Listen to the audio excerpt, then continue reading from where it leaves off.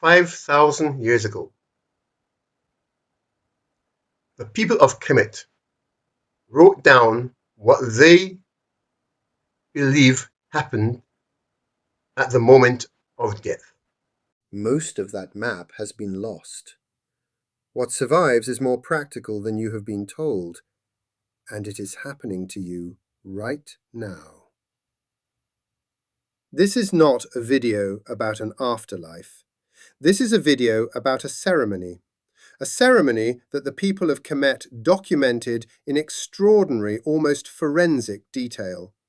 They left it in stone, on papyrus, in the linen wrappings of their dead. They wanted us to find it. They wanted us to remember. But somewhere between 5,000 years ago and now, we stopped reading the map. What I am about to walk you through, most teachers in this space have never actually read. Not the children's book version, the real one. We replaced it with something softer, a heaven and a hell, a judge in the sky, a scoreboard of sins, a vague reincarnation, a nothing. None of these are what the people of Kemet described. What they described was a measurement, exact, specific, not metaphorical. You will be weighed. You will be weighed. Not by a God making a decision about you, by the truth itself, doing what truth does, pulling on what is heavy, letting what is light remain.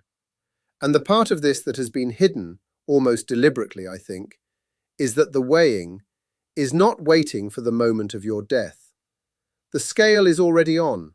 It has been measuring you since the moment you could carry anything at all. What I want to do in this video is walk you through what they actually wrote down. Not the children's book version, the real one. Because once you see what they were describing, you will not see your own life the same way again. Begin here. The breath leaves your body. In the Kemetic understanding, what survives, the part of you that was never just flesh, moves into a region called the Duat. The Duat is not heaven, it is not hell.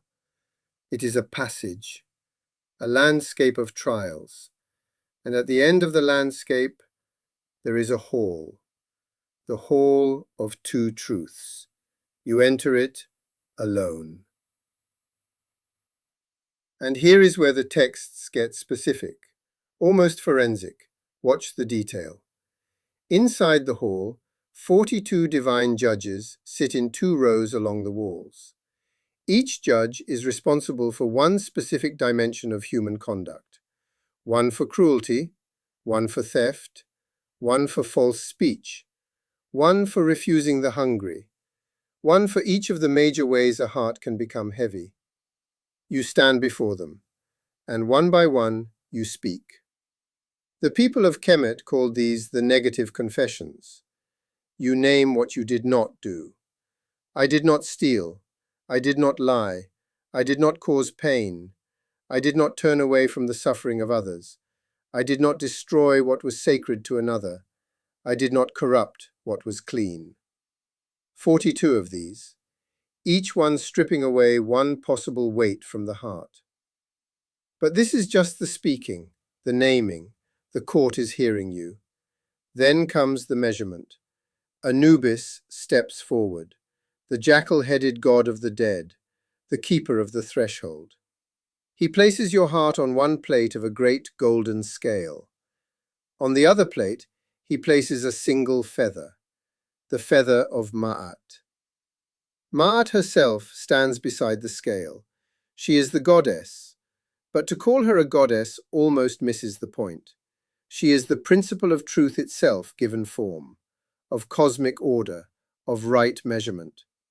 The Kemetic universe ran on her. Without Maat, the sun would not rise. Without Maat, the river would not flood. She wears one ostrich feather in her hair. That feather is what your heart is being measured against.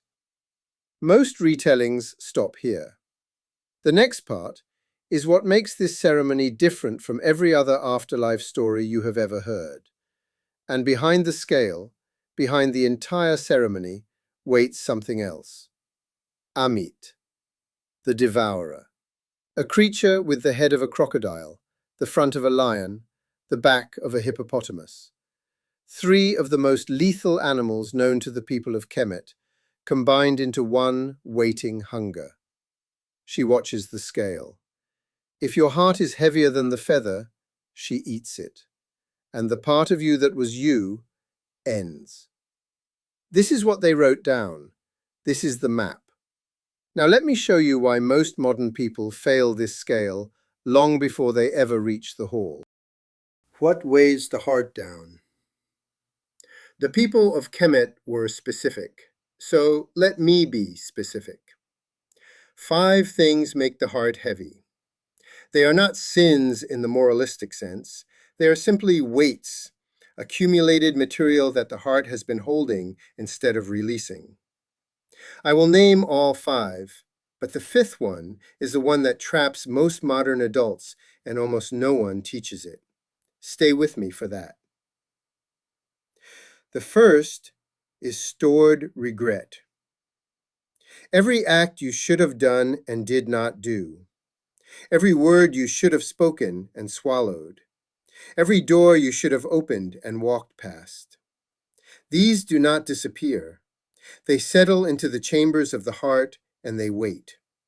And the heart, faithful instrument, weighs them along with everything else it carries. The second is hoarded fear. Every decision you avoided because you were afraid of what it might cost. Every truth you refused to look at because looking would have required action. Fear that is felt and acted on is light. It is information. Fear that is felt and avoided becomes weight, stored. The third is attachment that became burden. There is a difference between loving someone and carrying them. There is a difference between caring about something and being chained to it. The people of Kemet understood that attachments are not inherently heavy. They become heavy when they ossify, when they become identity, when they cannot be put down even momentarily. The fourth is unprocessed grief. Every loss that was rushed past, every death that was not mourned, every ending that was not honored. The body has a wisdom for grief. It knows the season of it.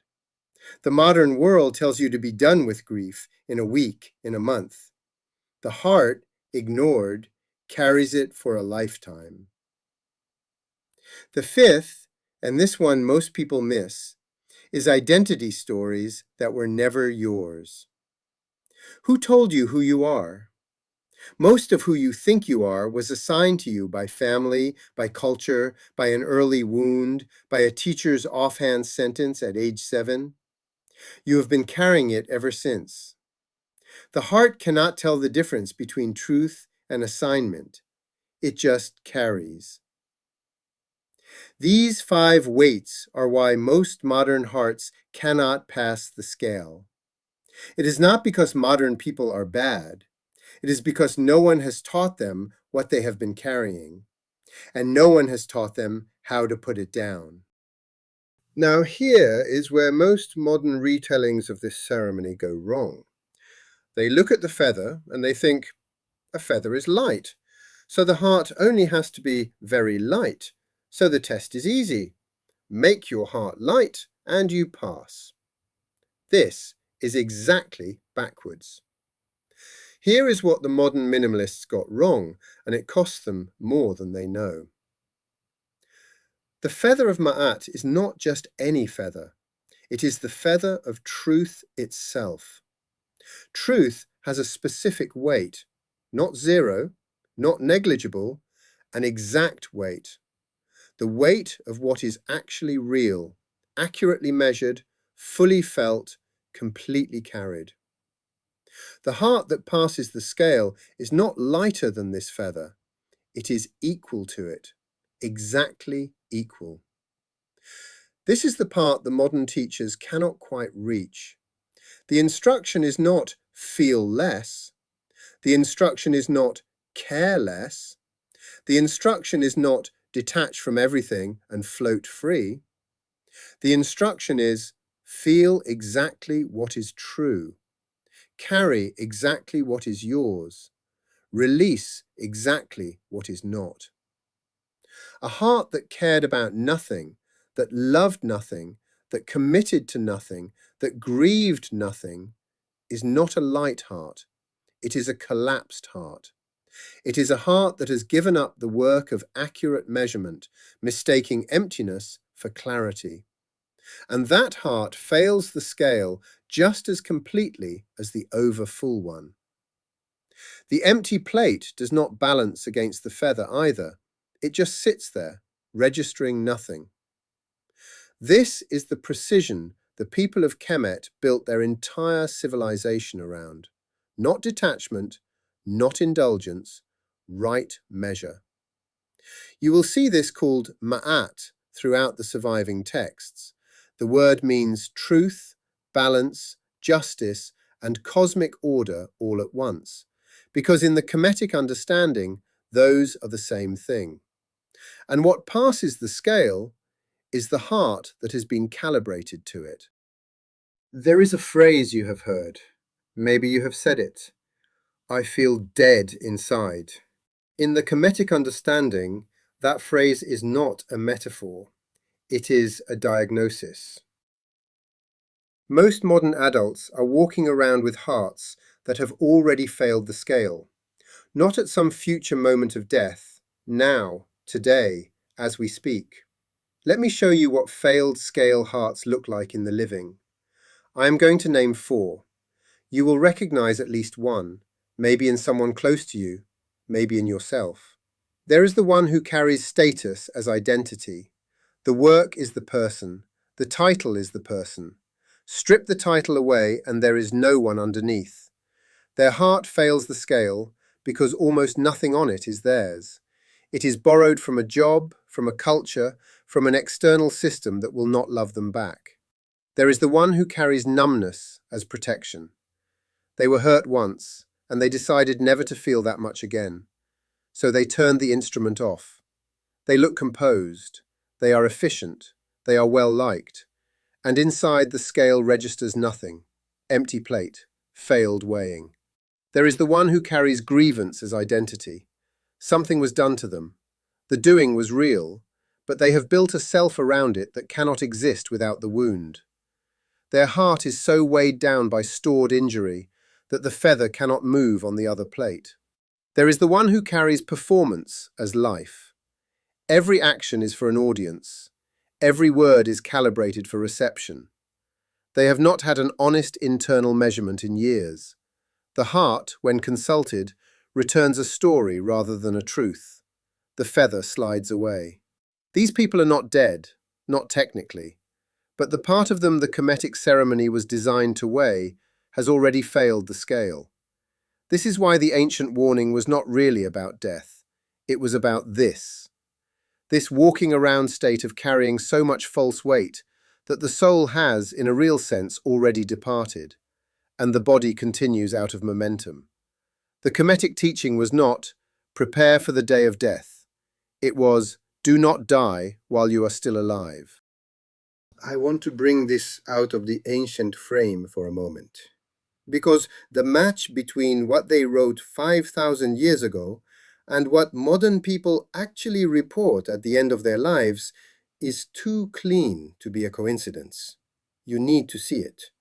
Because there is something modern observation has confirmed that the people of Kemet wrote down 5,000 years ago. Hospice workers who sit with the dying every day report a pattern. The same things come up again and again at the end, across cultures, across belief systems, across whether the dying believed in any afterlife at all. The top reported regrets of the dying are almost always the same 5. I wish I had lived a life true to myself, not the one others expected. I wish I had not worked so hard. I wish I had expressed my feelings. I wish I had stayed in touch with friends. I wish I had let myself be happier. Look at that list. It is not about big sins. It is not about not believing the right things. It is not about whether they earned heaven. It is about weight. Look again. I lived someone else's life. That is, identity stories that were never yours. I worked too hard. That is, attachment to status that became burden. I did not express my feelings. That is, hoarded fear of being seen, becoming weight. I lost touch. That is, unprocessed loss, ungrieved attachment. I did not let myself be happy. That is the heart refusing its own measurement. These are not coincidences with the Kemetic teaching. These are the same teaching, 5,000 years apart. Two completely different cultures, two completely different vocabularies, arriving at the same diagnosis of what kills the human heart slowly while the body keeps walking. The people of Kemet were not making up a fantasy. They were describing what is. And the modern hospice worker, watching the dying with no Kemetic framework whatsoever, sees the same thing. This is not mysticism. This is observation. The map is correct. So here is the part the people of Kemet wanted you to understand. The weighing is not waiting for your death. The weighing is today. Every moment you choose what to carry. Every moment you either pick up something new or set something down. The scale is on. So let me give you a practice. Simple, repeatable. Do it every night for a week and you will feel the difference. 5 questions. The third one is the question almost no modern adult asks themselves. Most people skip it on autopilot. Do not skip it. 5 questions. 1. What did I add to cosmic order today? What did I do or say that made one corner of the world more truthful, more fair, more accurate? Even small. A word of honesty in a meeting, a boundary held with kindness, a piece of work done with care instead of haste. 2. What did I subtract from cosmic order today? Where did I lie, even slightly? Where did I make something worse out of laziness or fear? Where did I betray a small truth for a small convenience? You do not name this to feel bad. You name it so you can adjust tomorrow. 3. What did I refuse to weigh today? Was there a question I avoided? A conversation I postponed? A decision I deferred because looking at it honestly would have required something of me?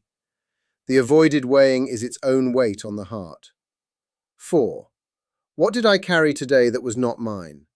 Whose story did I take on? Whose anxiety did I absorb? Whose unfinished argument did I make my problem? Who put a weight on my heart that I have been carrying for them without their knowledge or consent? 5. What did I set down today? This one is the most important. Did I release anything, even small? A grudge held for a week, a regret carried for a year, a self-image that has not been accurate for a decade. The heart that puts something down every day cannot accumulate to the point of failure. 5 questions, a few minutes. This is the daily weighing. This is Maat in operation in the modern life. Not for after you die, for tomorrow morning. But what about the weight you have already accumulated? The years of stored regret, the decades of hoarded fear, the identities that have ossified into self, the grief you never finished, the stories that were never yours. You cannot question your way out of those overnight. But the Kemetic practice does have a method. 4 releases. Each one undoes a specific kind of accumulated weight. The third release is the one most modern adults need the most and resist the hardest. You will feel it coming. 4 releases. The first release is the release of regret. You speak the unspoken. There is something you did not say to someone living or someone gone. You write the letter. You make the call. You sit with the empty chair and say it out loud. You do not need them to receive it, though sometimes they do. You need the heart to release it. The heart was carrying it because it had not yet been spoken into the world. Spoken, it weighs less. The second release is the release of fear. You act on the deferred. There is something you have been putting off because it was frightening. Make the decision today. Take the small first step today. Not the whole thing, just one piece of evidence to your own heart that the fear has not won. The heart releases the weight of fear in exact proportion to the action taken in spite of it. Here is where this gets uncomfortable. The third release is the release of false identity. You drop a label. Pick one identity you have been carrying and ask honestly, is this still true? Was it ever? Whose voice put it on me? The strong one who has been quietly falling apart, the good one who is exhausted, the logical one hiding from feeling, the broken one who has actually healed and never noticed. Pick one, drop it for a single day. See what your heart weighs without it. The fourth release is the release of owed debts. Forgive someone. Or, if forgiveness feels too far, simply stop running the ledger. Stop counting. The keeping of accounts is itself the weight. The heart cannot release what it is actively measuring against the other person. Put the ledger down. The score becomes irrelevant to your scale. 4 releases. These are not one-time events. They are practices. You will do them again and again across a lifetime. But each repetition reduces the cumulative weight the heart has been carrying. This is the work the people of Kemet were preparing the dying for. But the dying did not invent the work. The work was the living. What happens when the work begins to take? The Kemetic texts say the soul that passes the weighing joins Maat herself, becomes part of the cosmic order.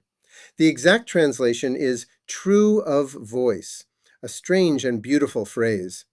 The person whose heart matched the feather is now true of voice. Their speech and their being have become one thing. That is the ancient answer. But there is also a modern reading, and it does not require you to believe in any afterlife at all. Watch for these in your own life. 5 signs. The third one is the one that surprises people most when it starts happening to them. When your heart begins to balance the scale, here is what changes in your actual, present, breathing life. You stop seeking confirmation from people, from outcomes, from metrics. Not because you have stopped caring, but because the instrument has measured, and you no longer need anyone else's reading. Silence becomes comfortable. You can sit in a room with another person, or with yourself, and not need to fill it. The quiet is no longer a problem to solve. Old triggers stop firing reliably. The things that used to derail you for a week become something you notice and set down. Not because you have suppressed feeling, but because accurate measurement found them not worth the wait. Decisions get faster, not impulsive, faster because the calibrated heart returns answers more cleanly. You know what you want. You know what is yours. The dithering is what false weight produces. Time slows in a specific way. There is a phenomenon people describe when they have done this work. They say the days feel longer, in a good way. More content fits inside them. This is because the heart, no longer occupied with carrying false weight, has more capacity to receive what is actually present. These are not promises of mystical experience. These are reports from people who have done the work. You can verify them in your own life by doing the work yourself. This is the scale balancing in real time. You do not have to wait for death to find out if you pass. You can feel the plates evening out as you walk through your week.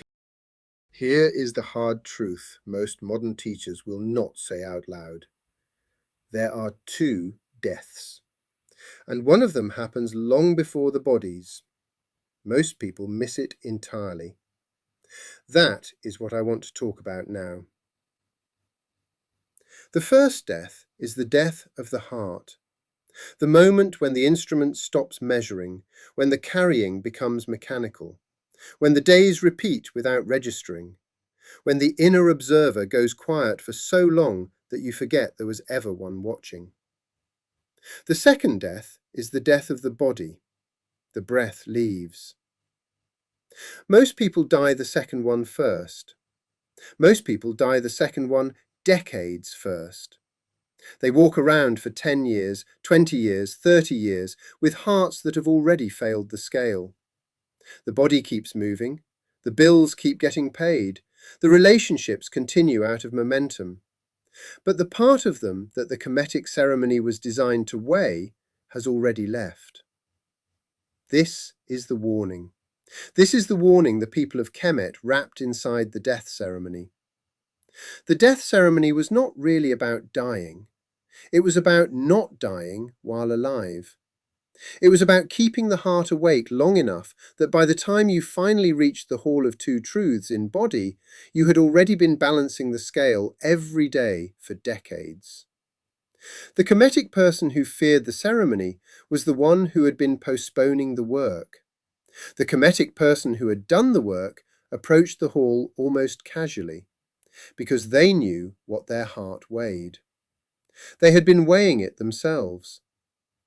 And when the body finally fails for someone who has done this work, the leaving is different, not feared, not fought, met. The dying who have carried only what was theirs report something specific in their final hours, a clearing, a quiet, a sense of nothing left undone, not because everything was accomplished, but because what they did not finish was correctly weighed and correctly set down. This is what the map was for, not to terrify you, to wake you up, while there is still time. So I want to leave you with this. The scale is already on. It has been measuring you since the moment you could carry anything at all. You can ignore this fact. Most people do. The modern world is constructed to help you ignore it. There are infinite distractions designed precisely to prevent you from noticing what your heart actually weighs. Or you can pick up the instrument.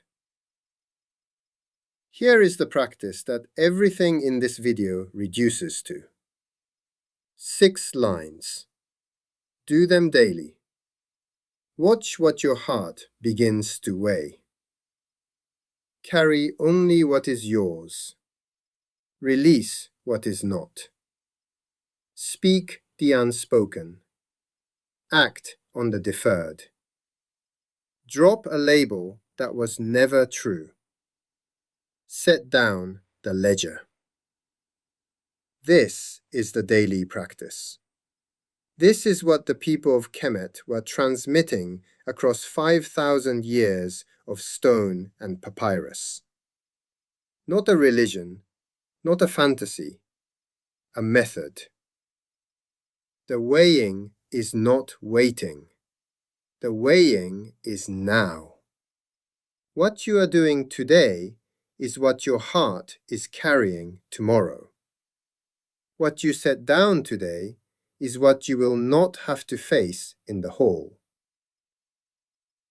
There is one more thing. The feather is not a low bar. The feather is the exact weight of truth. Match it. Carry exactly that. The feather is exact. The scale is already on. And your heart is being measured. Right now. If what we walked through tonight opened something in you, there is a written field guide for this practice. I called it The Way of the Feather. A short, honest PDF, not a course, not a program, just a framework laid out so you can return to it. The title says it plainly. You are not broken. You are just carrying too much. If you would rather start free, there is a 4-question feather test, a 30-second checklist rooted in Maat. I will send it to you along with one short 5-minute lesson each week.